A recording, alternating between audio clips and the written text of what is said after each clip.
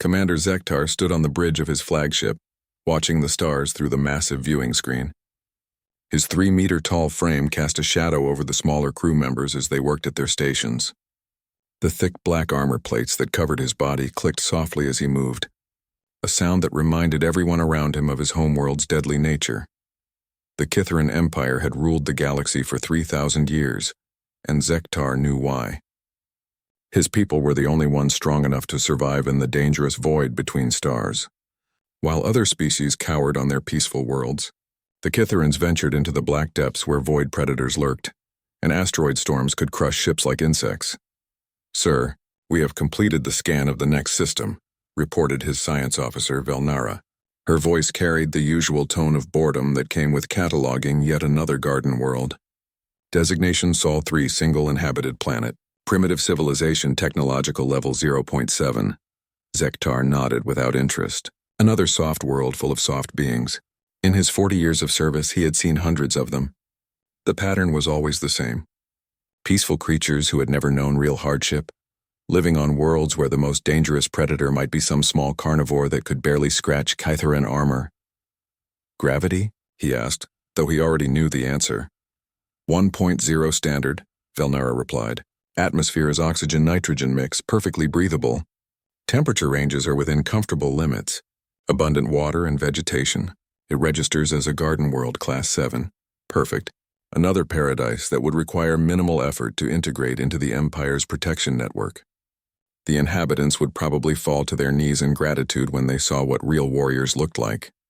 Zektar remembered his own homeworld, Mordak Prime, where the gravity was 2.3 times standard and the air itself could burn unprotected skin. Every day there was a battle for survival against creatures that had evolved specifically to kill. The volcanic storms that raged across the surface could melt most starship hulls, and the seismic activity never stopped. Even sleeping was dangerous on Mordak Prime. That harsh world had forged the Kithaerons into the galaxy's apex predators. Their natural armor could stop small weapons fire. Their reflexes were faster than any other known species. Their strength could crush the bones of lesser beings without effort. Most importantly, they had the will to fight when others would run and hide. The Galactic Council recognized this reality. When pirates attacked shipping lanes through the Crab Nebula's crushing gravitational fields, they called the Kithaerons. When the void crawlers emerged from dark space to feed on space stations, Kithaeron shock troops were the only ones who could drive them back. When exploration ships needed to map dangerous sectors where other species would die from radiation alone, the Kithaerons led the way. It was not conquest that gave them power. It was simple necessity. The galaxy was a dangerous place, and only the Kithaerons were strong enough to protect civilization from its many threats. "What do we know about the inhabitants?" Zektar asked as he studied the blue and green world on the screen. It looked so peaceful, so untouched by the harsh realities of existence. Bipedal mammals average height 1.6 meters, Velnara read from her scanner reports. Soft skin, no natural armor or weapons. They appear to have basic tool use and have achieved simple spaceflight within their local system. No energy weapons detected. They still use chemical propulsion and primitive nuclear technology. Zektar almost laughed. 1.6 meters tall with soft skin. These creatures would not even reach his chest, and a casual swipe of his clawed hand could probably kill several of them. How had they even survived long enough to develop technology? Their world must be incredibly safe. "Any dangerous predators on the planet?" he asked. "Scanning indicates various carnivorous species, but nothing that would pose a threat to our forces," Velnara replied. "The largest predators appear to be aquatic creatures of moderate size. Land-based threats are minimal. Military capabilities, primitive projectile weapons, basic explosive devices, simple armored vehicles. Their most advanced weapons appear to be fusion-based explosive devices, but the delivery systems are crude. No shields, no energy weapons, no particle beams. They would be completely helpless against our technology." This was exactly what Zektar expected. Every other species in the galaxy followed the same pattern. They developed on safe worlds where survival was easy, so they never learned to fight. They built their societies around cooperation and peace because they never faced real threats. When the Kithaerons arrived with their superior technology and warrior culture, integration was swift and painless. "What about their social structure?"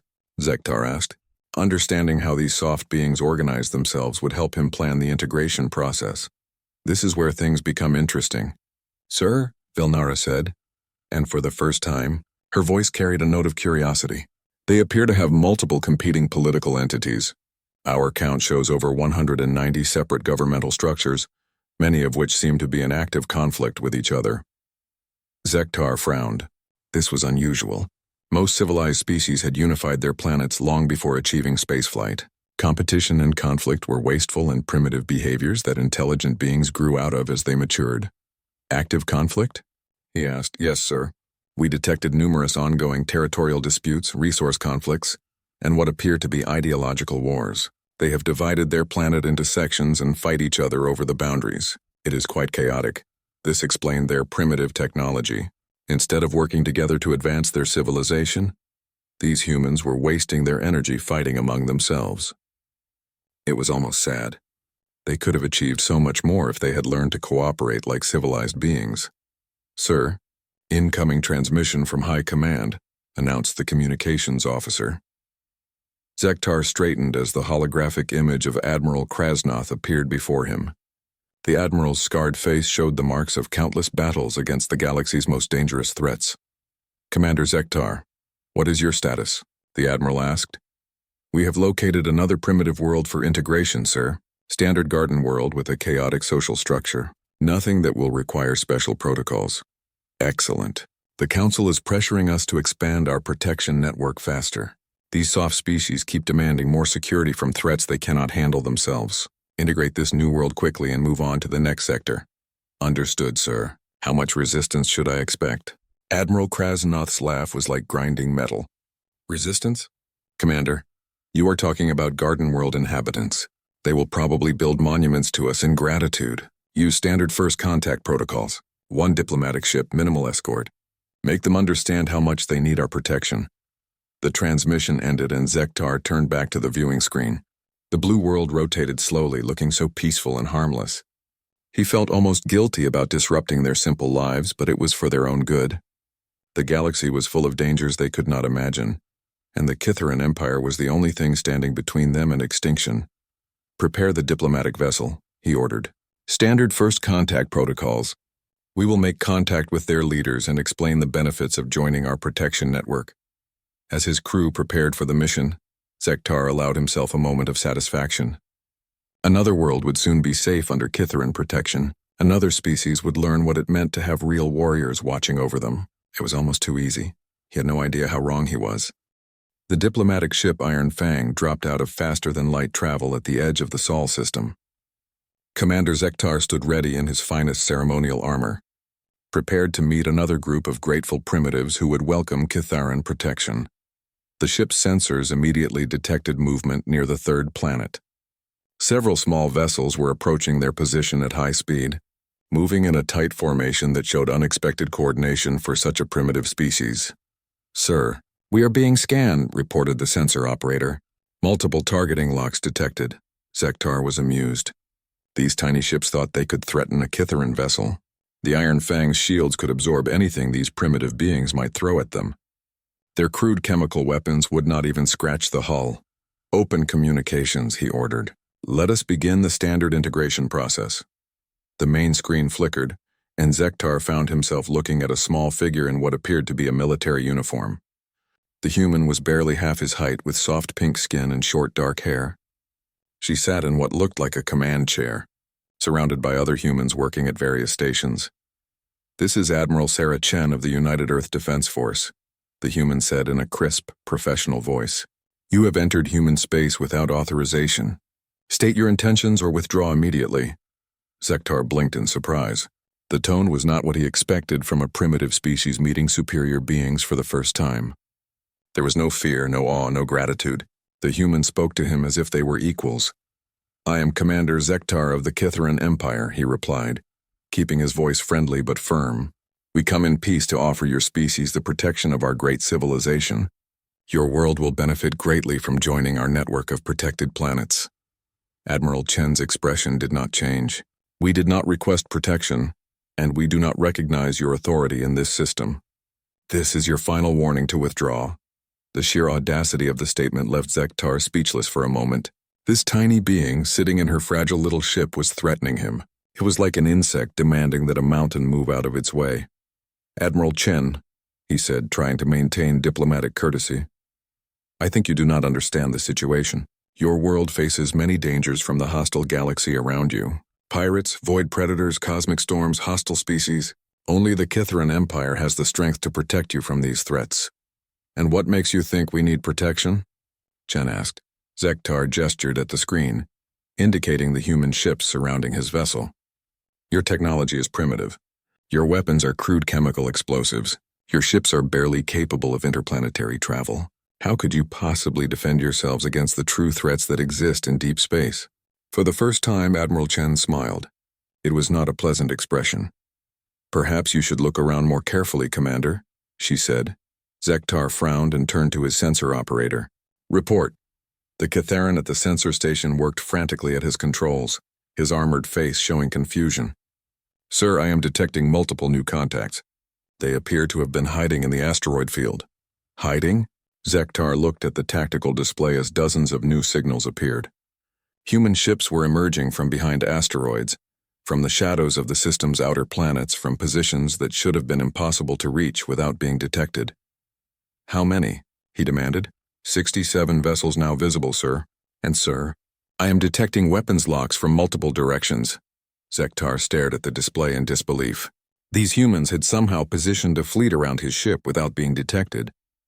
How was that possible? Cartherin's sensors were the most advanced in the galaxy. "Your stealth technology is impressive," he admitted grudgingly. "But surely you realize that threatening us is pointless. Our shields can absorb anything your primitive weapons can produce." Admiral Chen leaned forward in her chair. "Commander, let me explain something about humans. We have been fighting wars for our entire history, not just against our environment, not just against predators, but against each other. We have spent thousands of years learning how to kill intelligent opponents who think and adapt and fight back." Zektar felt a chill run down his spine. The way she said it, so matter-of-fact, so casual, made him suddenly aware that he might have misunderstood something important about these creatures. "Every weapon system on your ship has been analyzed and cataloged," Chen continued. "We know the frequency of your shields, the composition of your armor, the power output of your engines. While you were scanning our planet and deciding how primitive we are, we were learning everything about your technology."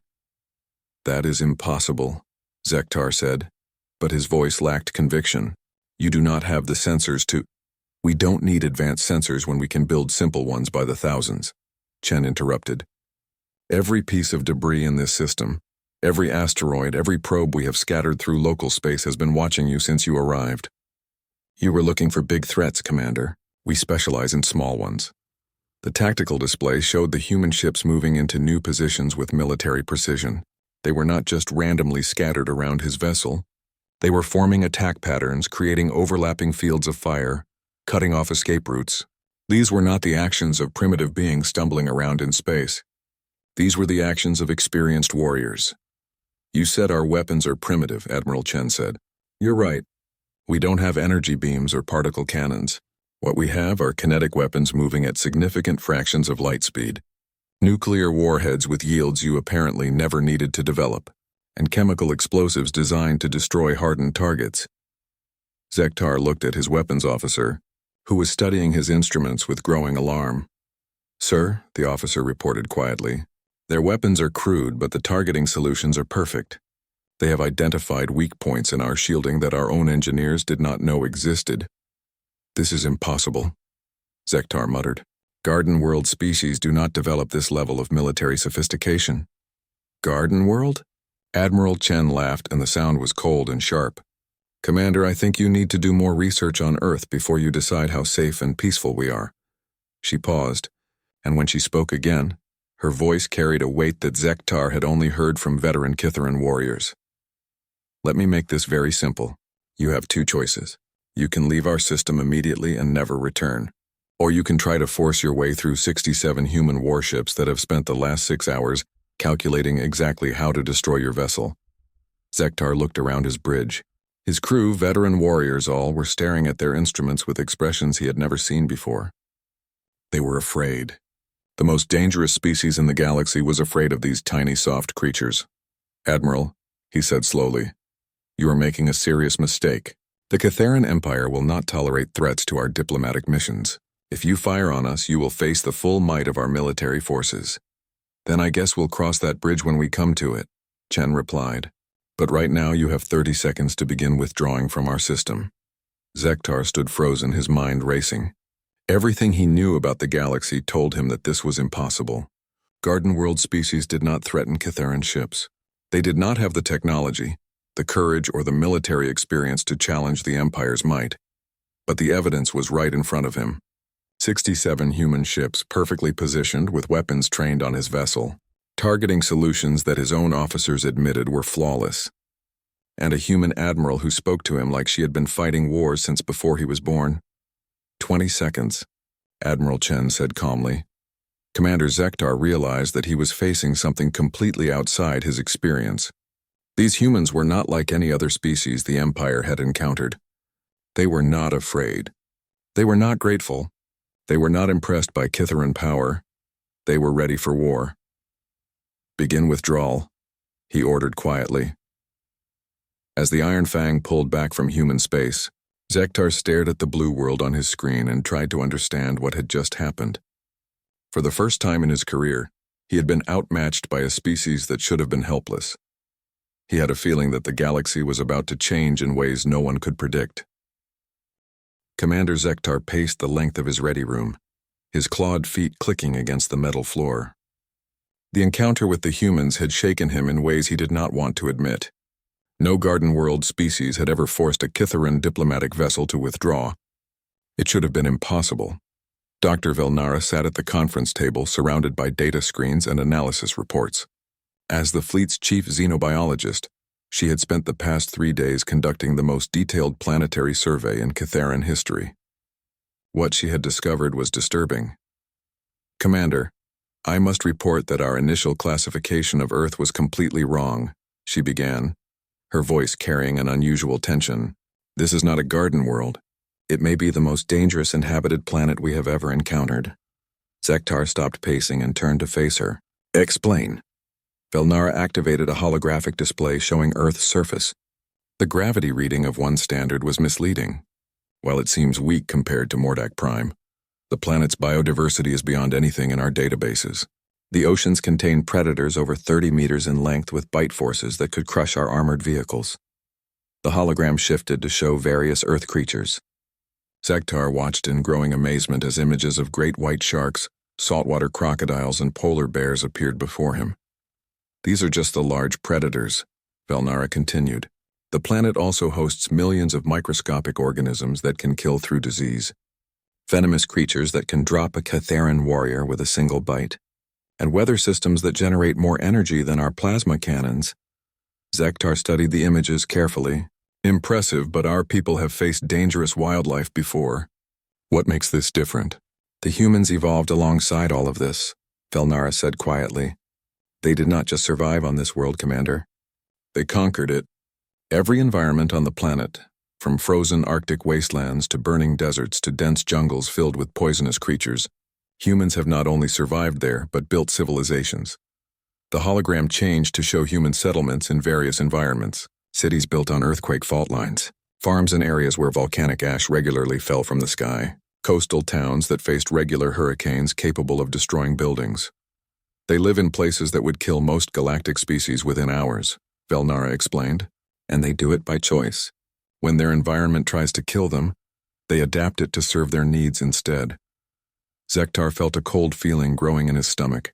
What about their military capabilities? This is where the situation becomes truly alarming, Velnara said. She brought up a new display showing human history.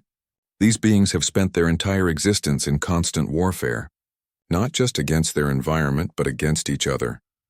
The display showed a timeline of human conflicts stretching back thousands of years. Wars fought with sticks and stones evolved into wars fought with metal weapons, then chemical explosives, then nuclear devices capable of destroying entire cities. They have never known peace, Commander. Every generation of humans has fought wars against other humans. They have developed technology specifically designed to kill intelligent opponents who can think and adapt and fight back. Zektar stared at the display in growing horror.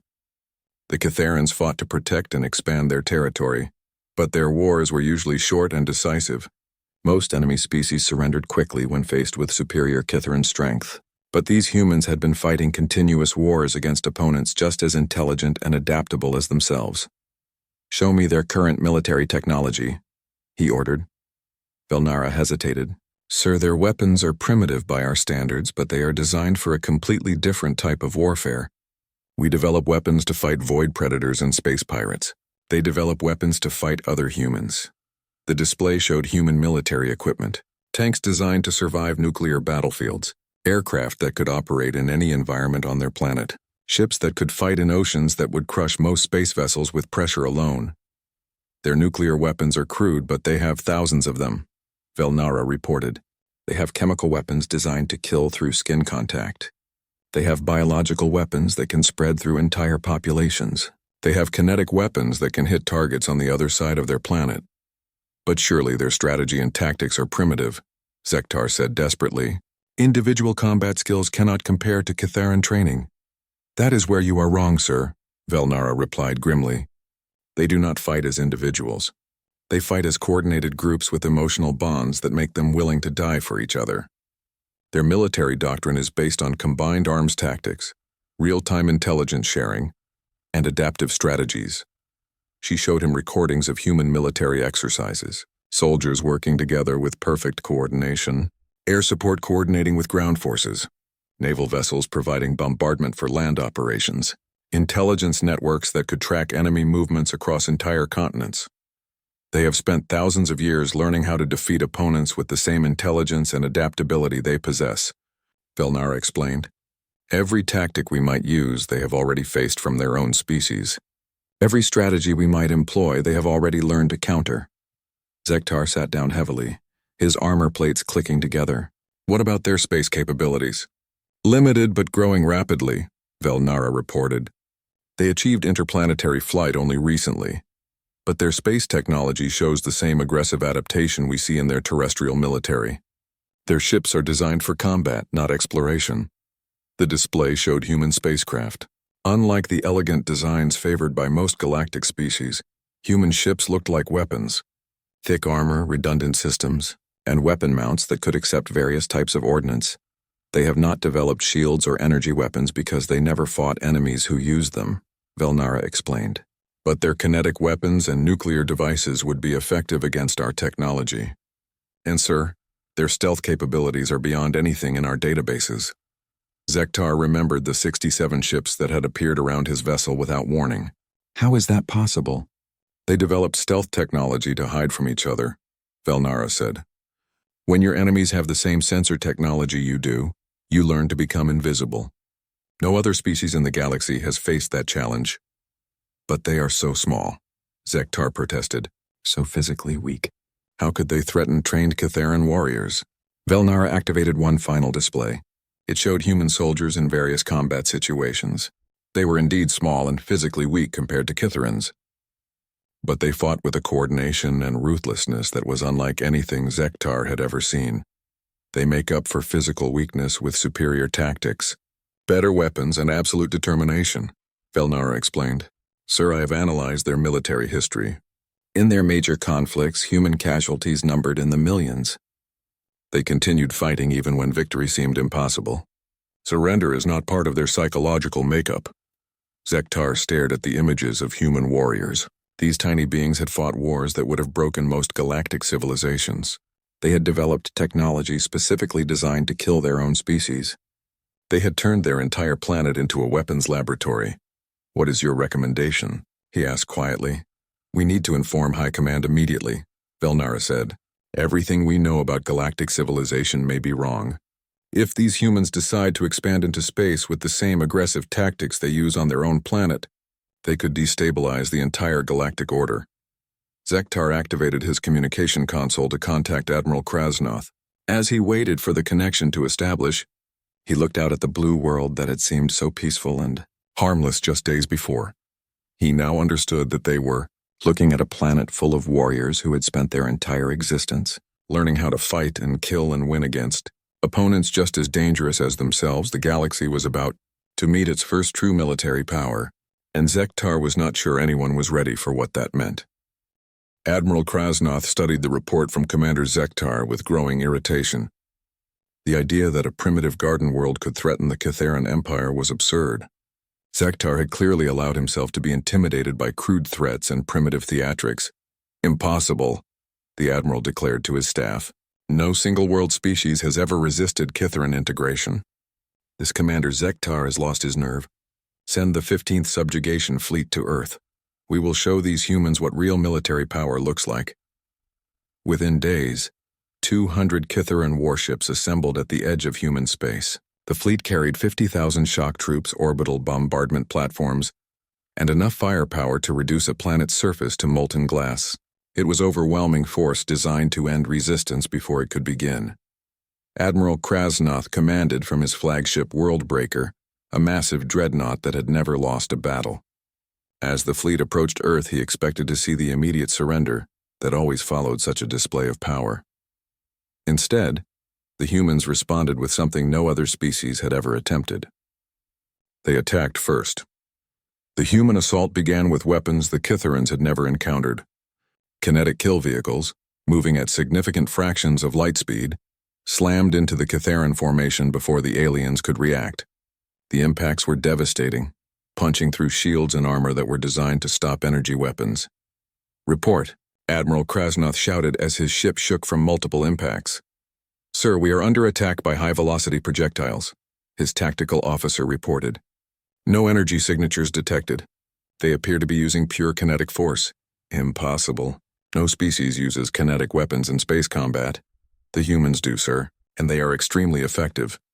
Before the Admiral could respond, the second wave of the human attack began. Nuclear mines hidden throughout the asteroid belt detonated in carefully coordinated sequences. The explosions channeled radioactive debris and electromagnetic pulses through the Kithaeron formation, disrupting communications and damaging sensitive equipment. "Sir, our communications array is down," reported another officer. "Multiple ships are reporting system failures." "How did they place nuclear devices in our path?" the Admiral demanded. "Unknown, sir. The mines appear to have been positioned weeks ago, as if they knew exactly where we would enter the system." Admiral Krasnoth felt the first stirrings of unease. These tactics were unlike anything in Kithaeron military doctrine. The humans were fighting like they had been planning this battle for years. The third wave was the most shocking of all. Human ships appeared throughout the Kithaeron formation, seemingly from nowhere. They had been hiding inside asteroid debris, disguised as space junk, waiting for the perfect moment to strike. "Contact. Multiple human vessels within our defensive perimeter," the sensor operator called out. "They appear to have been hiding among the asteroids." "Fire all weapons," Admiral Krasnoth ordered. "Destroy these primitive ships." But the human vessels did not behave like any enemy the Kithaerons had faced before. Instead of engaging in honorable ship-to-ship combat, they used hit-and-run tactics, ramming attacks, and suicide strikes that turned their own ships into weapons. A human destroyer, badly damaged and venting atmosphere, suddenly accelerated directly toward the Worldbreaker's bridge. The Kithaeron point defense systems destroyed the ship just kilometers away, but the wreckage continued forward with enough momentum to crack the dreadnought's armor. "Sir, they are using their own ships as missiles," the tactical officer reported in disbelief. "What kind of species destroys their own vessels in combat?" Admiral Krasnoth was beginning to understand that he was facing an enemy unlike any other in galactic history. These humans did not fight to win honor or glory. They fought to win, period, and they were willing to sacrifice anything to achieve victory. As the space battle raged, Kithaeron ground forces landed on Earth's surface, expecting to face the usual disorganized resistance of a primitive world. Instead, they found that the humans had turned their entire planet into a fortress. Every city had underground bunkers connected by tunnel networks. Every civilian had military training and access to weapons. Every environment had been prepared for warfare, with hidden supply caches, communication networks, and defensive positions. The Kithaeron shock troops, who had conquered dozens of worlds, found themselves fighting an enemy that used tactics they had never encountered. Humans attacked from urban ruins, using the debris of their own destroyed cities as cover. They fought from jungle environments where the local wildlife was as dangerous as the human soldiers. They used chemical weapons, biological agents, and psychological warfare. General Mordak, commander of the ground forces, sent increasingly desperate reports back to the fleet. "These humans do not fight like any species we have encountered," he reported. "They coordinate between units separated by continents.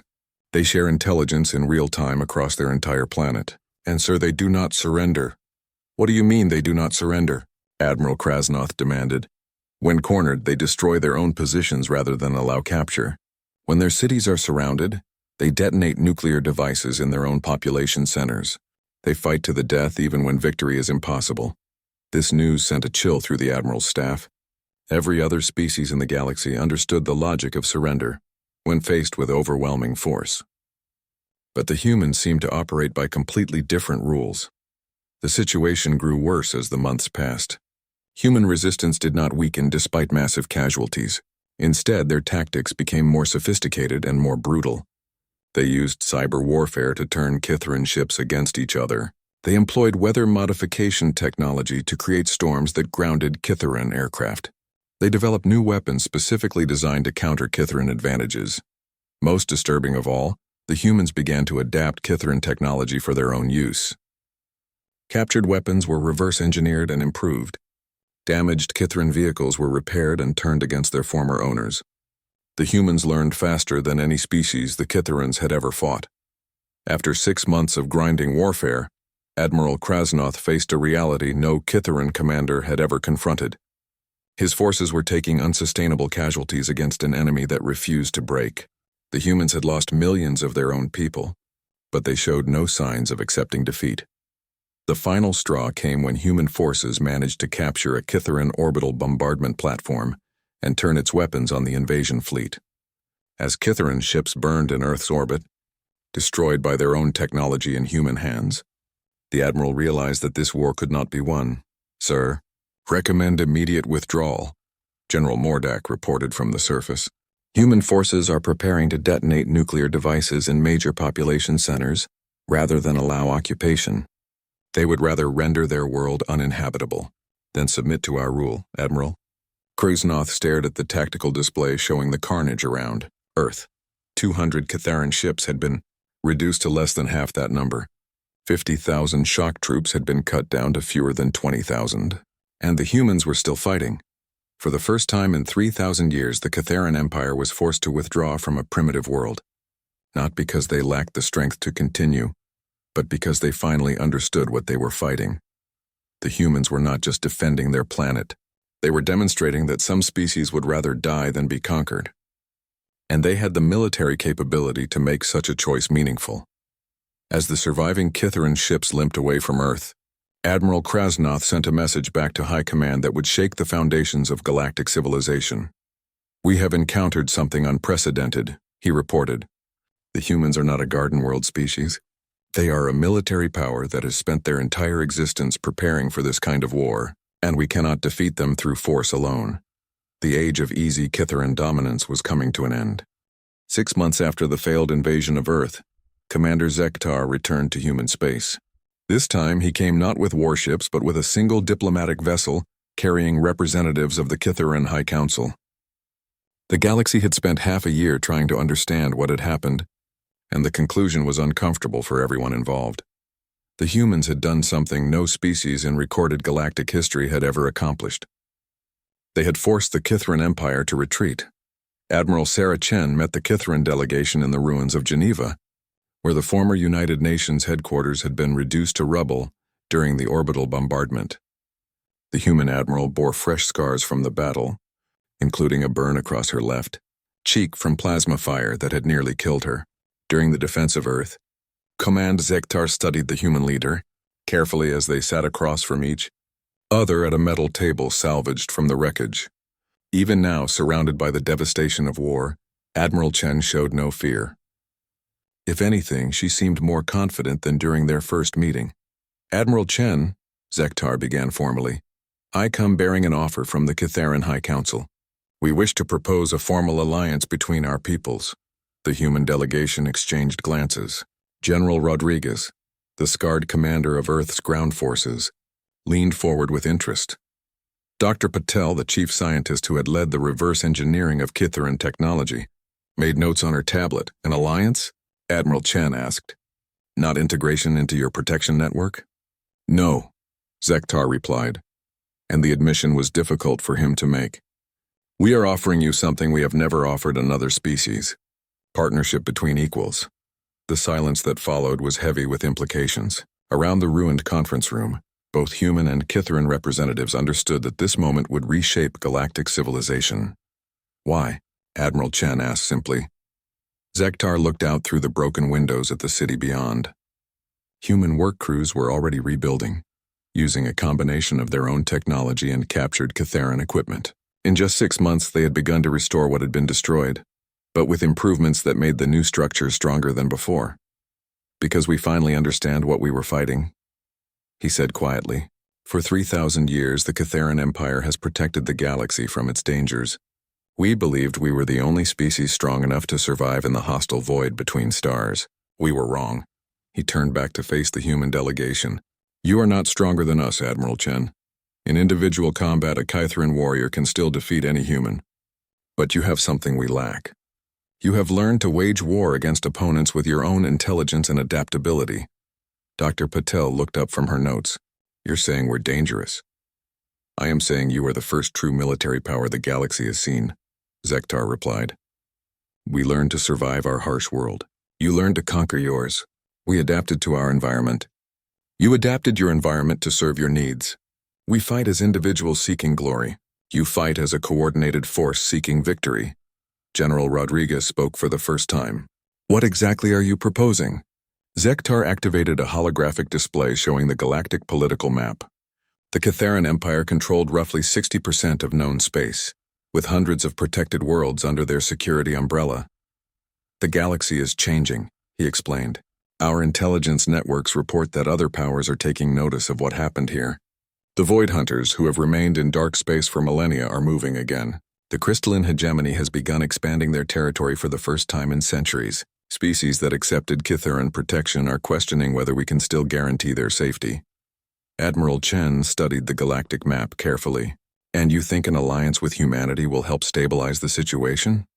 I think humanity represents the future of galactic civilization, Zektar said bluntly. You have capabilities we lack. Stealth technology that makes your ships invisible to our sensors. Cyber warfare techniques that can turn our own systems against us. Adaptive tactics that evolve faster than we can counter them. Most importantly, you have the will to fight battles we cannot win. The Kitharan commander paused, gathering his thoughts. Admiral, your species has been fighting wars for thousands of years. You understand strategy and tactics that we have never needed to learn. If other powers challenge the current galactic order, we will need allies who know how to fight intelligent enemies. Dr. Patel leaned back in her chair. What would this alliance look like in practical terms? Technology exchange, Zektar replied immediately.